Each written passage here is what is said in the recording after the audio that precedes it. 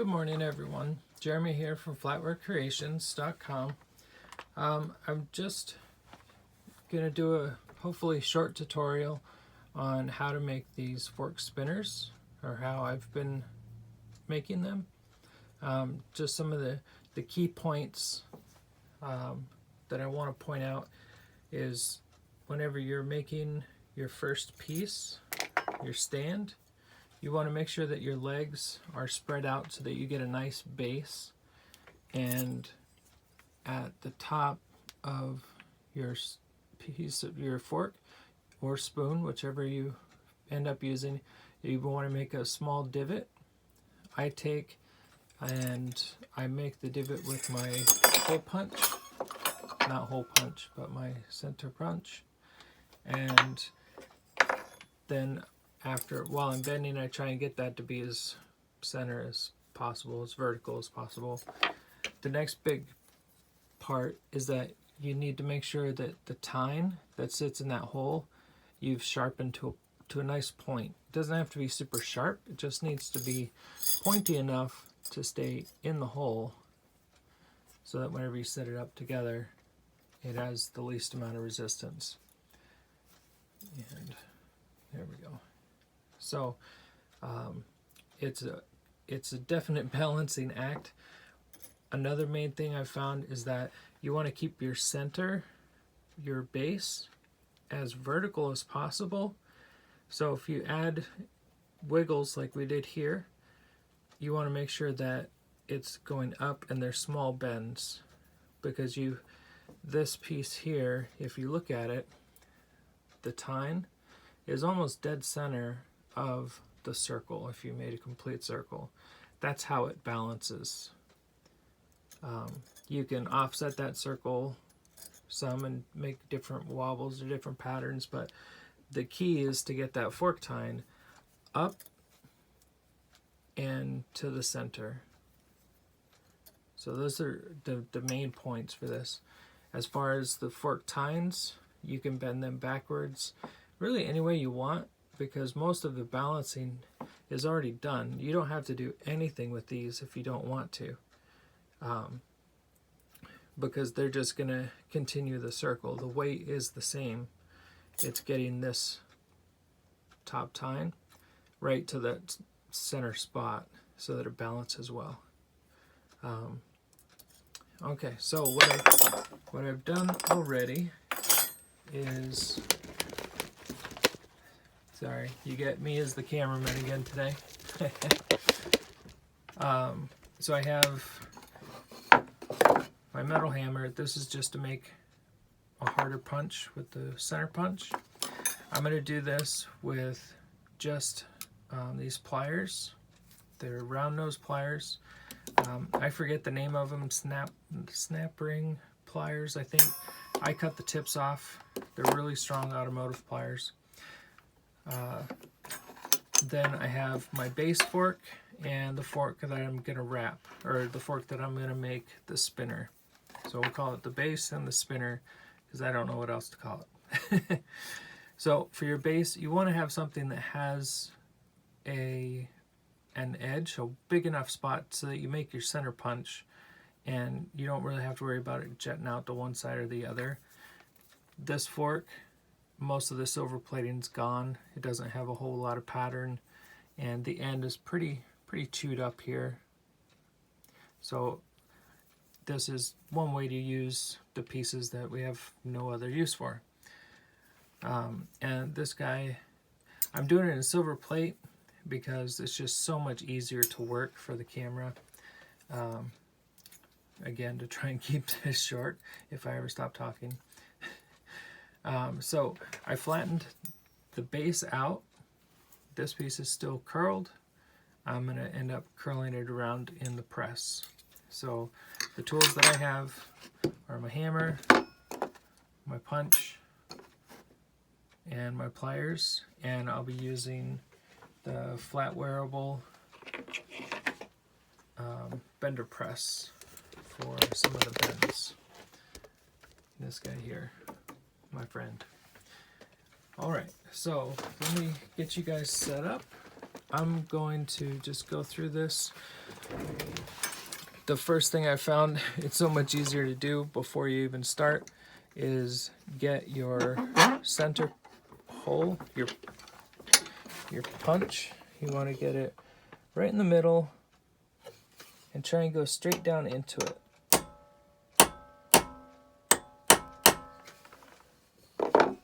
There we go. So I got my hole started. Get rid of these guys. Next, I'm going to take it to my drill press. And I've cleared this part away.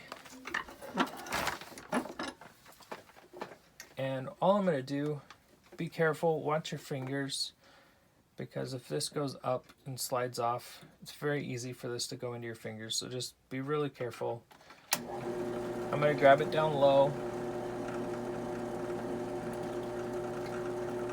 And what I'm trying to do is just give it a little bit more depth. Just trying to give it a little bit more depth, so it has something to really kind of sink into. It doesn't need to be a lot. Take my Dremel, I'm just going to clean off that little burr. Okay, so next, see if I can get you guys up higher.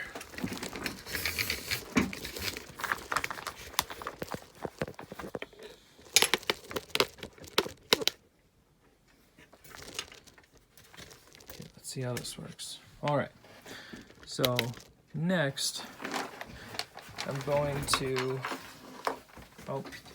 one more tool. You can use your vise, hammer. This is a tool I got from Flatwareables. What we're going to do is make our base. So the outside legs, tines go one way. Let's see, can you still see the vise from there? Nope. All right. So I'm just going to take these. You want to make a nice wide base so that it has enough room to have a good sturdy base. So whenever you do your bending and flattening, you want to make sure everything has a nice base. Let's get rid of that. I'm going to take this and see how it's wobbling. Just going to try and level that out a little bit. And we want this to go vertical, so I need to go back and that way. So I need to end up right about here. Take that one down a little bit. Okay, this one needs to come forward. Silver plate's so much easier to bend with your hands or with the tools.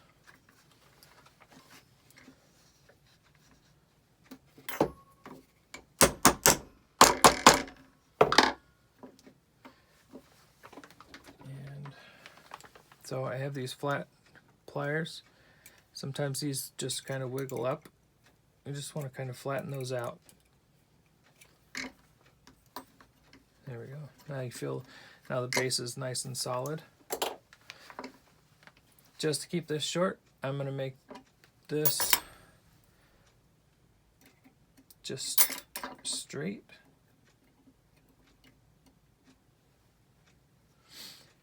And so for our fork, now this is the tricky part. We want to get our tine to go up. So this top tine, so if we want our pattern, our nice pattern to be out, we want to make sure that the tine with the pattern facing us, the top tine is the one that we're going to bend.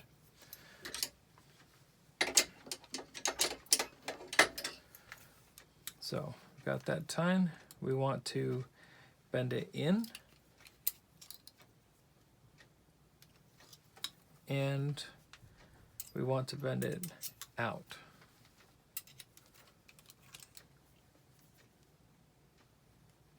because we want to give it some height. Just make sure you can see that well. So I have a pretty good bend in it. It's gone higher up than we wanted it, and I think I bent it the wrong way. I did bend it the wrong way. So what happens whenever you do things wrong? You make them work. So we're going to bend this around to the middle, right up over the top. And I'm just going to hammer that down a little bit.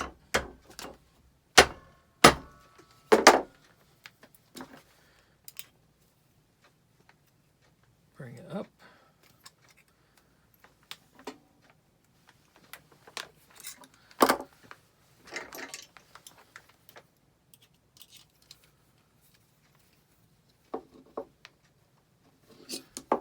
Okay, so now we have it back around. It needs to go this way and up. Okay, so next we're going to take and we're going to just take about 1/4 of an inch or so, and we're going to twist it in, and then we want to make that go down. So if you're looking at the back of the fork, this comes in and down because that's going to be our pivot point. So now we'll go to the press.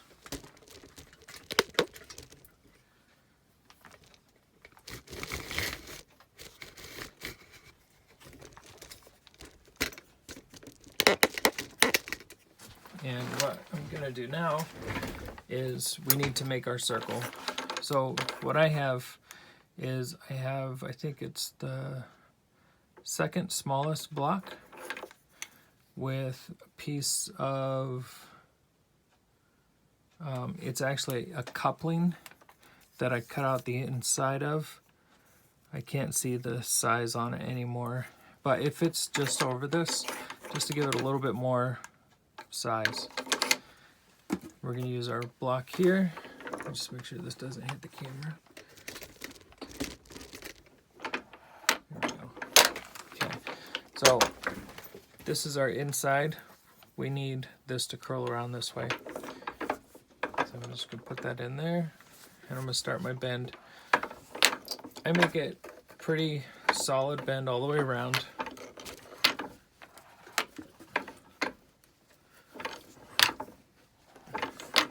And I'm going to flip it over, and I'm going to bend my fork tines down that way as well, just to kind of help get the whole roundness going. I'll open this up a little bit so I can get in there.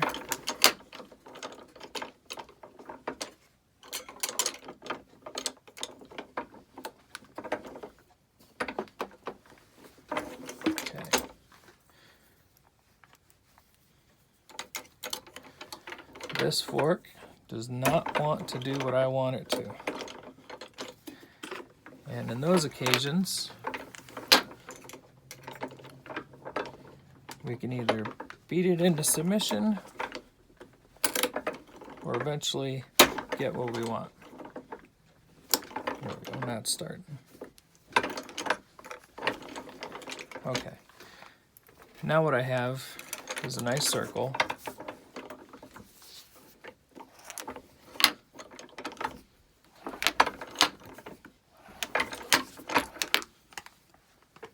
A nice circle here. This tine needs to move over. Now we have our center. Now if we come back over here,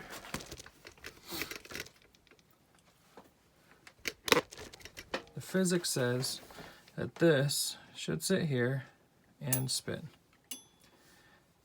Where you hear it clanging, we're going to adjust that by twisting here and lifting up on this a little bit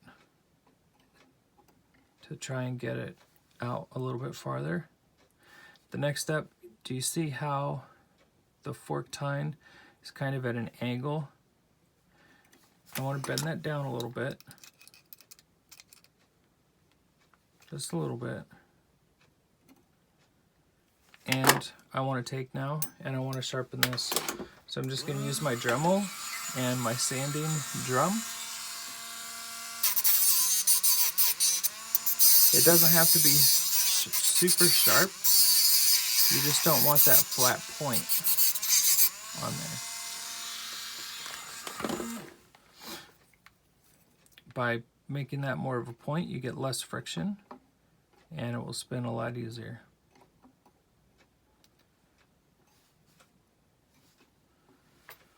And there you go, you have your spinner. Sorry. You have your spinner done. So,